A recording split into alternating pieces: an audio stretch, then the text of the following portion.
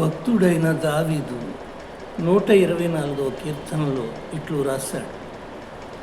మనుషులు మన మీదికి లేచినప్పుడు దేవుడు మనకు తోడై ఉండని ఎడల వారు ప్రాణాలతోనే మృంగివేసి ఉంటారు.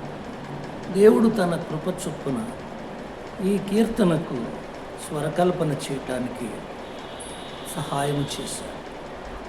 దానిని మీకు అందిస్తున్నాను, వినండి. మనుషులు మన మీదికి లేచినప్పుడు, మనుషులు మన మీదికి లేచినప్పుడు దేవుడు మనకు తోడై ఉండని ఎడలా, దేవుడు మనకు తోడై ఉండని ఎడలా వారు ప్రాణాలతో మనను మృంగివేసి ఉందురు. మనుషులు మన మీదికి లేచినప్పుడు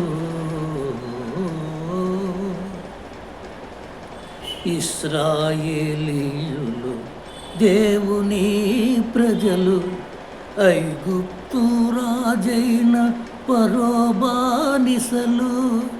ఇశ్రాయేలీయులు దేవుని ప్రజలు ఐగుప్తు రాజైన ఫరో బానిసలు. బానిసత్వము నుండి విడిపించిన దేవుడు, బానిసత్వము నుండి విడిపించిన దేవుడు కుడి ఎడమలు వారికి తోడుగా ఉండినాడు. మనుషులు మన మీదికి లేచినప్పుడు దేవుడు మనకు తోడై ఉండని ఎడలా, దేవుడు మనకు తోడై ఉండని ఎడలా వారు ప్రాణాలతో మనను మృంగివేసి ఉందురు. మనుషులు మన మీదికి లేచినప్పుడు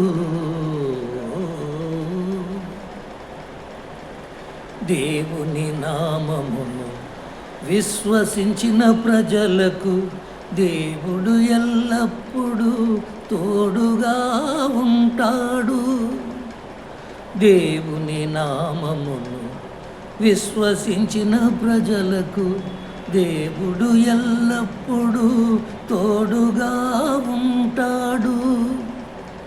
మరణ బంధకములలో చిక్కుకున్న వారిని, మరణ బంధకములలో చిక్కుకున్న వారిని ముందును వెనుకను ఆవరించి ఉంటాడు.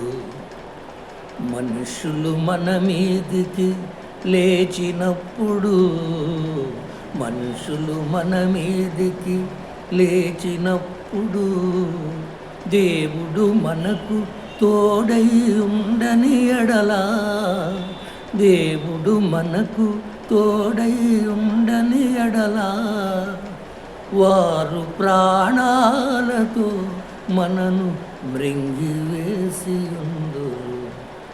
మనుషులు మన మీదికి లేచినప్పుడు